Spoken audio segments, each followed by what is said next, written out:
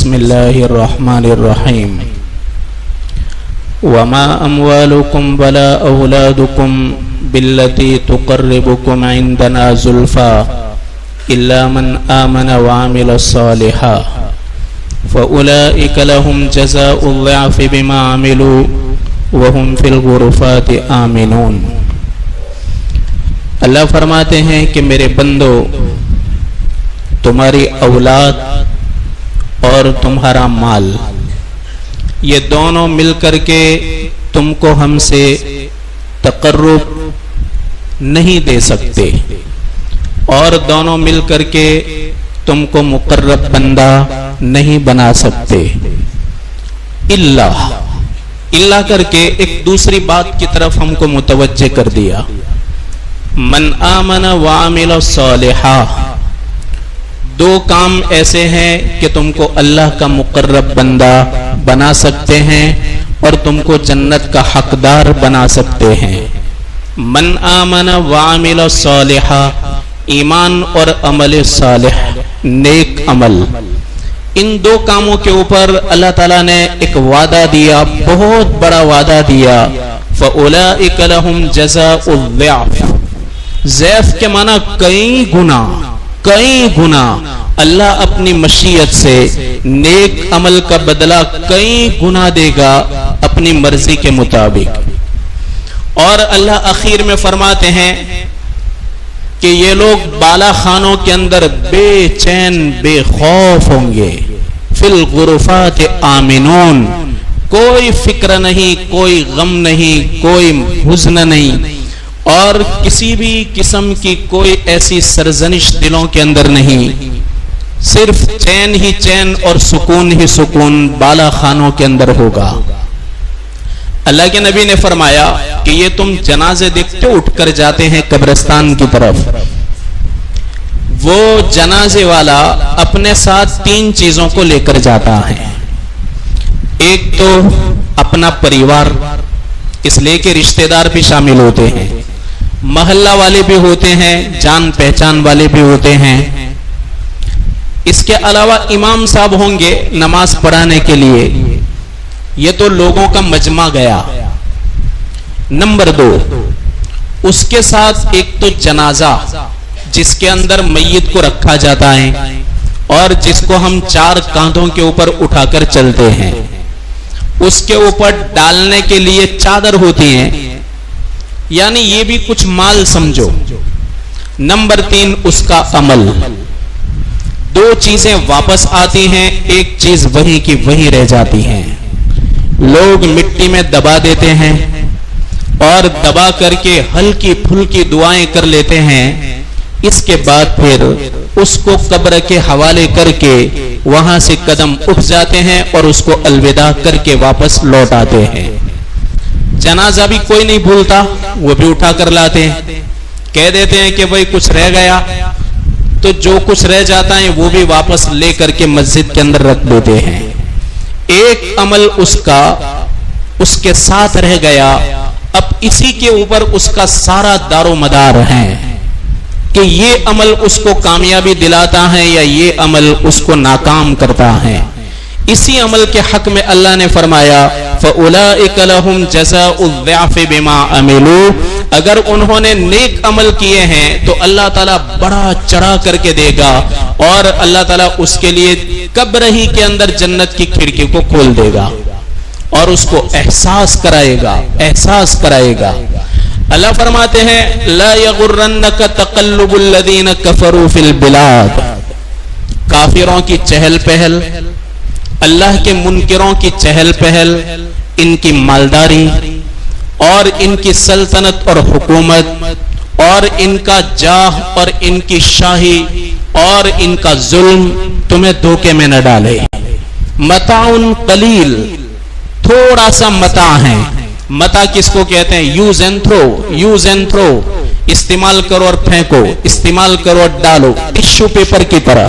Tissue paper ہوتا ہے، آدمی اپنے ہاتھ کو منہ کو صاف کر کے اس کو ڈسٹ بین کے اندر ڈال دیتا ہے، کچرے کے اندر ڈالتا ہے، یہ متاع ہے، متاع قلیل۔ آج تم کو لگ رہا ہے کہ ظالموں کو بے گناہ کر کے چھوڑ رہے ہیں، مظلوموں کو ظالم بنا کر کے جیل کی سلاخوں میں ڈال رہے ہیں، متاع قلیل، یہ کھیل ہے ہلکا پھلکا جو جلدی ہی ختم ہو جائے گا۔ اللہ فرماتے ہیں ثم مأواہم جہنم، پھر ان کا ٹھکانہ جہنم ہے۔ ایک بار خلیفہ ہارون رشید کے دربار میں ان کی بیوی بیٹھی ہوئی تھی زبیدہ۔ زبیدہ ہیں بنو عباس پریوار سے۔ عرب کے اندر دو پریواروں نے بڑی سلطنت کی، بنو امیہ اور بنو عباس۔ بنو امیہ نے بہت کی، سمتھنگ 1000 سال کے قریب۔ بنو عباس کی سلطنت زیادہ نہیں رہی، لیکن بنو امیہ اخیر میں ان میں کچھ اچھے بھی آئے، عمر بن عبدالعزیز وغیرہ، لیکن اکثر ان میں بڑے سفاک اور قاتل اور ظالم تھے۔ انہوں نے مظلوم اور بے گناہ لوگوں کو کٹھیروں میں کھڑا کر کے، جھوٹے مقدمے چلا کر کے اور ان کا قتل کیا یا تو ان کو سولی دی۔ اس کے بعد پھر ان کے خلاف میں وروध شروع ہوا کہ ان کی سلطنت گراؤ، اس لیے کہ ظالم لوگ ہیں۔ بنو عباس کے اندر سب سے پہلے اگر یہ ان کے وروध میں بولنا شروع کیا تو حضرت عبداللہ ابن عباس کے پوتے محمد بن علی، ان کا لڑکا ابراہیم الامام نے، سب سے پہلا آدمی ہے، سب سے پہلا عبداللہ ابن عباس کا پوتا محمد بن علی اور ان کا لڑکا ابراہیم ہے۔ انہوں نے سب سے پہلے بولنا شروع کیا۔ بنو امیہ نے کیا کیا؟ ان کو پکڑ لیا، پکڑ کر کے کچھ سنوائی کی، اس کے بعد سیدھے ان کی لاش لٹکتی رہی سولی دینے کے بعد بھی 3 دن تک۔ عورتیں بیچاری لینے گئی، منت سماجتیں کی، روئے اور کہا کہ تمہیں یہ مقدس عبداللہ ابن عباس جیسی ہستی ہیں، کیا تم کو کبھی رحم نہیں آیا؟ اور ان کی عزت اور اللہ نے ان کو جو فضیلت دی تھی، اس فضیلت کا بھی پاس و لحاظ نہیں ہے تمہارے پاس۔ ایسے موقع پر جب لاش لٹکتی ہو اور سامنے والے رو رہے ہو، گریہ ازاری کر رہے ہو، اور ادھر بھی مسلمان ہو ادھر بھی مسلمان ہو، ادھر بھی کلمہ پڑھنے والے ہو ادھر بھی کلمہ پڑھنے والے ہو، لیکن ان کے دل نرم نہ پڑے اور پھر بھی وہ صفاقانہ جواب دے، میرے بھائیو دلوں پر کیا گزرے گی؟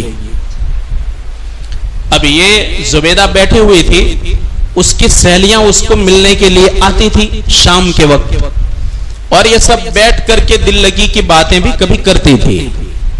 ایک بار ایسا ہوا کہ زبیدہ مہمان خانے کے اندر بیٹھی ہوئی تھی اور اس کے ساتھ بوڑھی عورتیں بھی تھی۔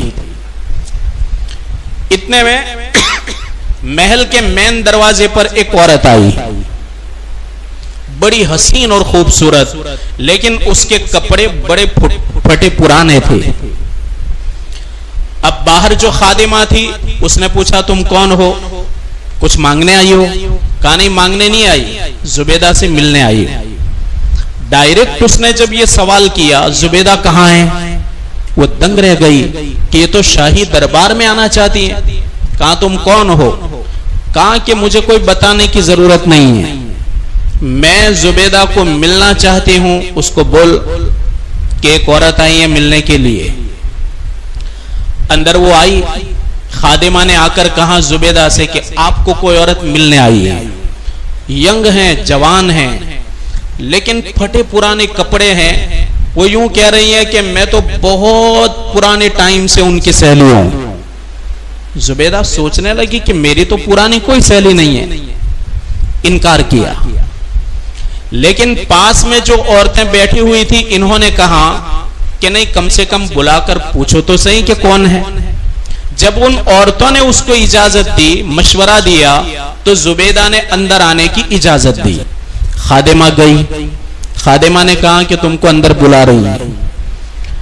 اب محل کے سامنے جو برآمدہ ہوتا ہے، برآمدہ کا مطلب پیسیج کی 2 دیواریں، اور سامنے سینٹر میں ہی وہ سب بیٹھی ہوئی تھی۔ اگر یہاں بیٹھے ہوئے ہم وہاں دیکھیں تو ہم کو دیوار بھی دکھتی ہیں اور سامنے جو لوگ بیٹھے وہ بھی دکھ رہے ہیں۔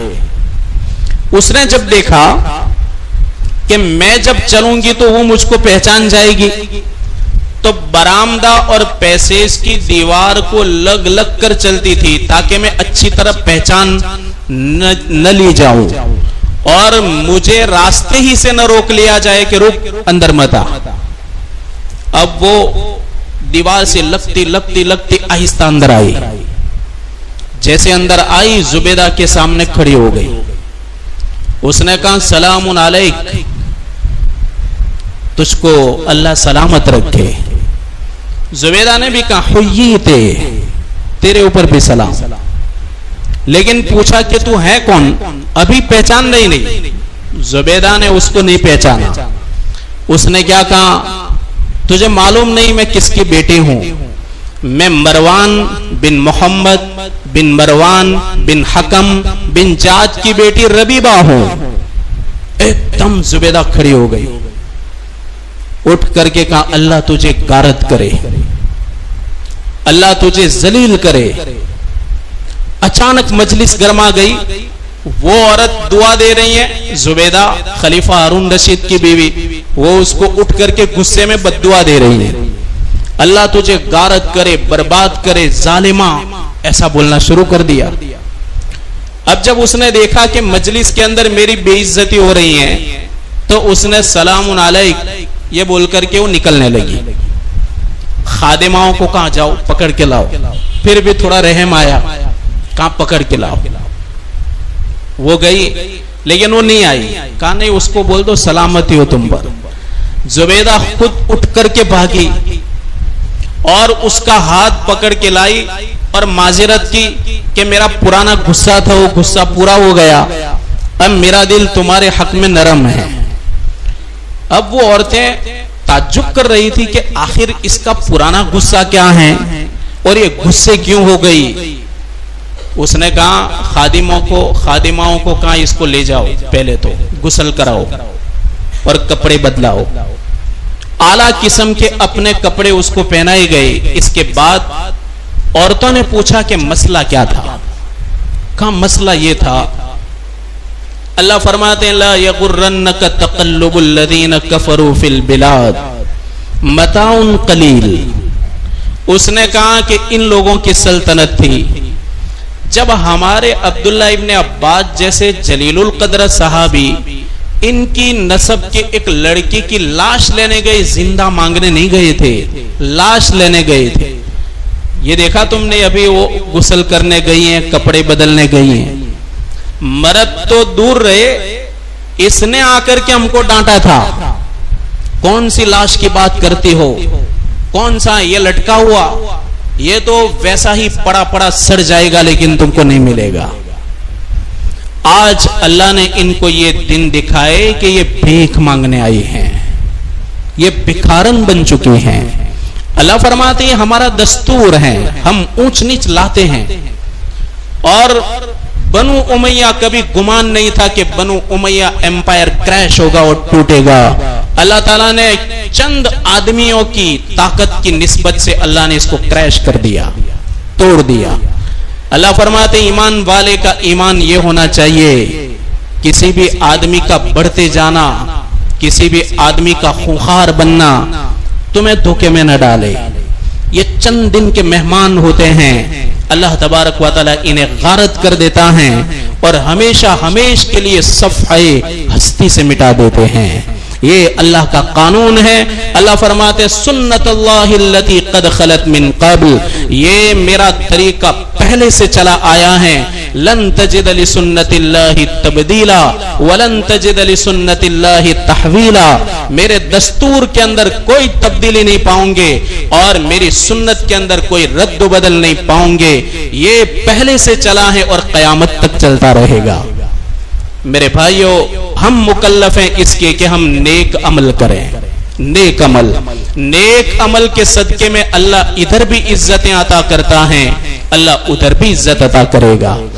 ایک مرتبہ حضرت علی بیٹھے ہوئے تھے، اللہ کے نبی نے تذکرہ فرمایا کہ دیکھو جنت کی بات ہے، جنت کی آخری باتیں ہیں۔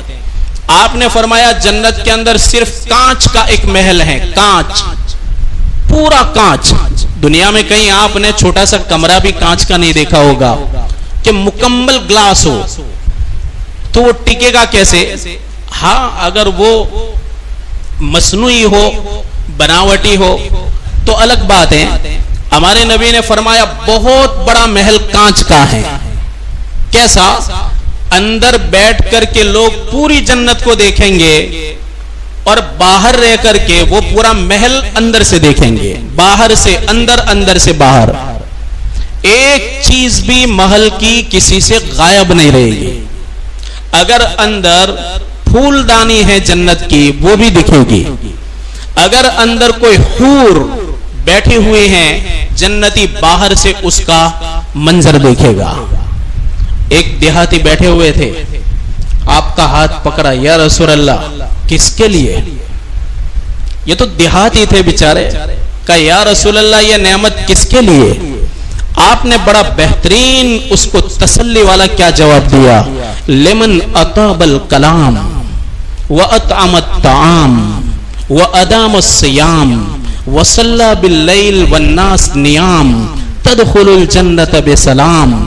کتنی بہترین آپ نے بات فرمائی کہ یہ کسے ملے گا؟ لمن اطاب الکلام، جس آدمی کی زبان بڑی پاک ہو، بہترین گفتگو والا ہو، کسی کے دل کو خراش کرنے والا نہ ہو. اس کو پراتھمکتا دی گئی، اس کو پہلے نمبر پر رکھا گیا.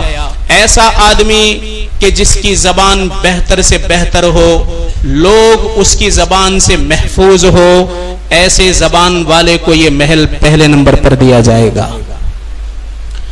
عبادت گزار کئی ایسے ہوتے ہیں کہ جن کی زبانیں گندی ہوتی ہیں، جن کو بولتے نہیں آتا، جنہیں سامنے والے کو سمجھانے تک نہیں آتا، اور سامنے والے کی عزت اور قدردانی کا کوئی احساس نہیں ہوتا. 5 وقت کی نمازوں کو مسجد کے اندر لے آئے اور باقی 69 شاخیں اسلام کی تم نے مٹا رکھی ہیں.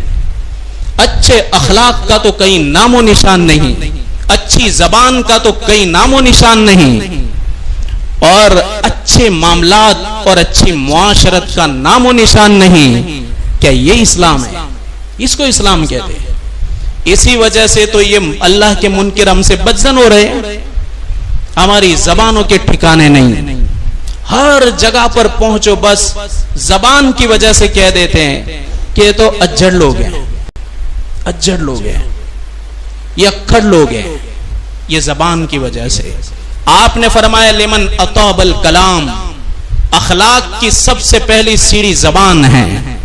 اگر زبان کو سیدھا نہیں رکھا تو تمہاری ساری عبادتیں اور نمازیں پتے کے محل کی طرح اڑ جائے گی، کسی کام کی نہیں رہے گی. اس لیے آپ نے فرمایا لمن اطاب الکلام واطعم الطعام، سخاوت. کھانا کھلانا خالی نہیں، وہ تو خالی بولا جاتا ہے ایسا کہ کھانا کھلاؤ تو 50 روپے میں بھی کھلا دیتے ہیں. یہ اطعم الطعام، یہ کھانا کھلانا. پنجاب کے اندر میں نے خود اپنی آنکھ سے دیکھا ہے جو ان کے لنگر چلتے ہیں، اور کسی آفت میں نہیں کہ کورونا آ گیا، پورا آ گیا.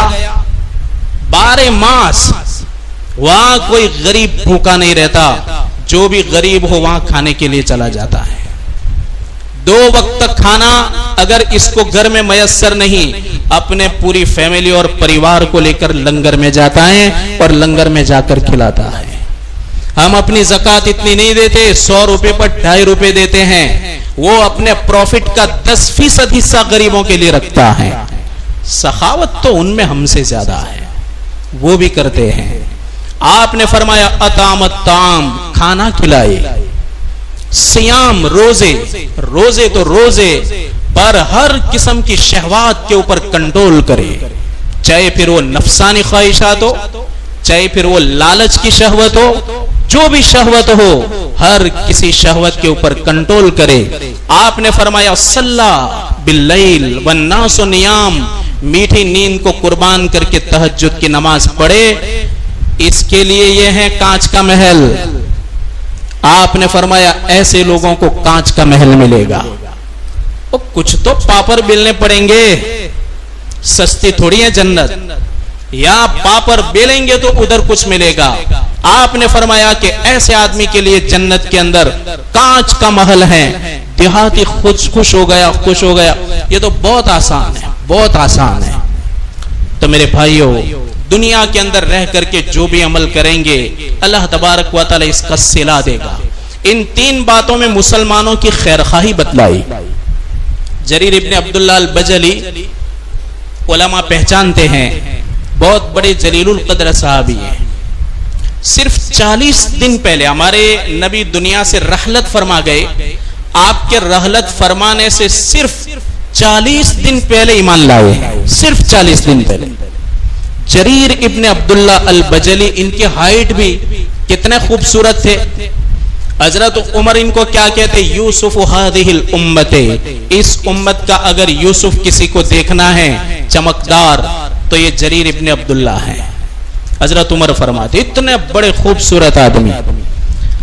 اللہ کے نبی صرف 2 صحابی ایسے ہیں 1.25 لاکھ صحابہ میں سے, صرف 2 صحابی کہ جب بھی ہمارے نبی کے پاس آتے آپ مصافحہ کرتے تھے. ایک دن میں اگر 5 مرتبہ ملے تو 5 مرتبہ مصافحہ کرتے. کون؟ نمبر 1 ابو ہریرہ, نمبر 2 ابو ذر غفاری.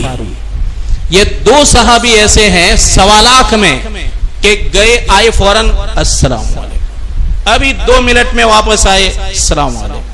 آپ ہاتھ ملاتے تھے. کتنے خوش قسمتی یہ 2 ہوں گے, کتنی ہزاروں مرتبہ ان کے ہاتھ ٹچ ہوئے ہوں گے.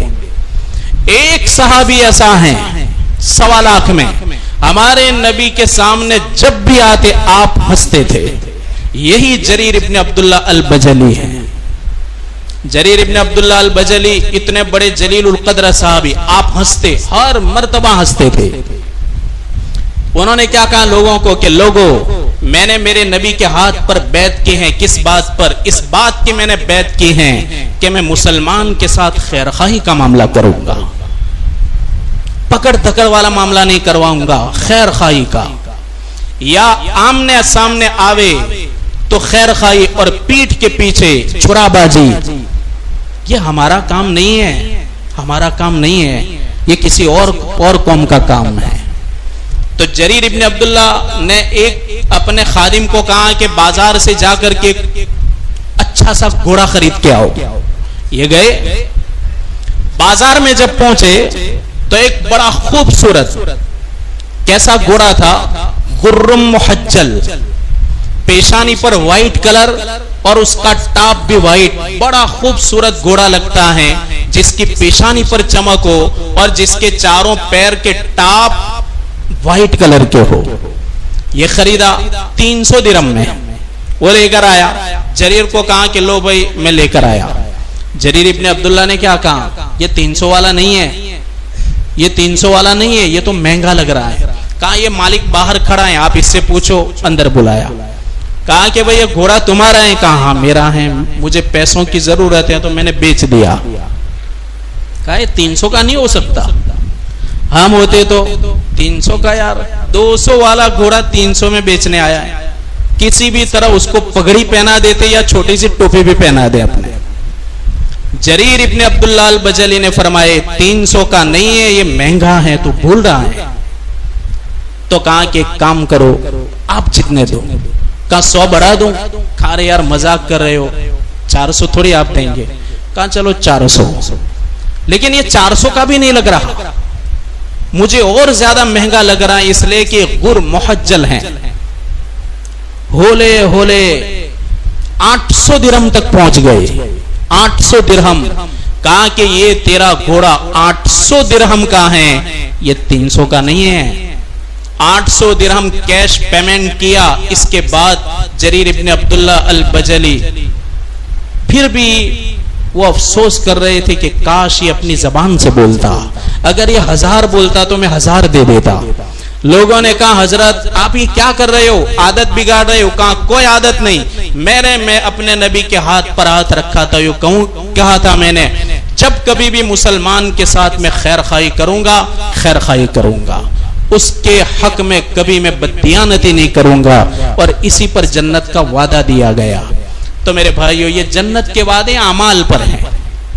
جنت سننے کے بعد جن اعمال کے صدقے میں جنت کی بشارت دی گئی ہے وہ ہماری زندگی کے اندر آنا چاہیے۔